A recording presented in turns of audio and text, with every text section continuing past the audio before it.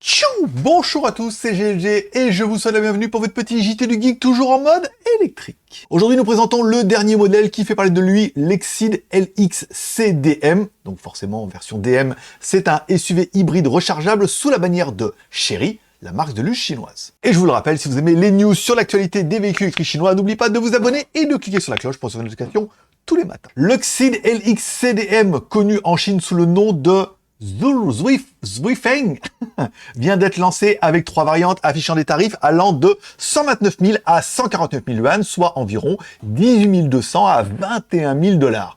Pour nos amis européens, cela représente un prix extrêmement compétitif, mais ce n'est qu'une conversion du prix chinois en dollars.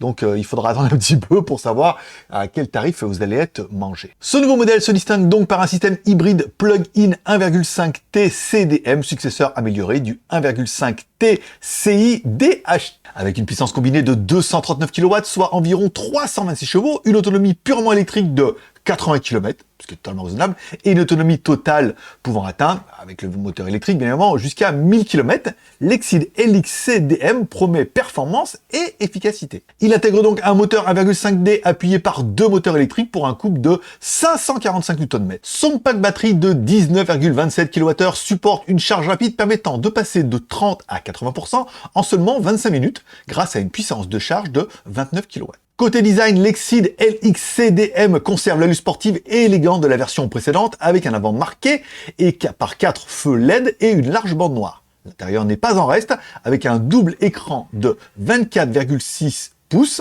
et d'une plateforme de fonctionnalité high-tech incluant un système de caméra haute définition à 540 degrés et un chargement sans fil pour smartphone de 50 watts. Pour les amateurs d'assistance à la conduite, ce SUV n'économise pas non plus sur les technologies, proposant notamment un régulateur de vitesse adaptatif et un système de freinage d'urgence automatique. Bref, un beau bébé si on prend la dimension longueur 4,5 mètres par 1,8 mètres par 1,7 mètres, un empattement de 2,6 mètres. La petite question du jour, bien évidemment, est-ce que ce genre de véhicule serait prêt à vous intéresser? Bon, ben moi je trouve que 80 km en pur électrique, bah c'est bien, ça suffit pour la ville et tout, et puis après, le reste du thermique pour faire un peu de l'autoroute.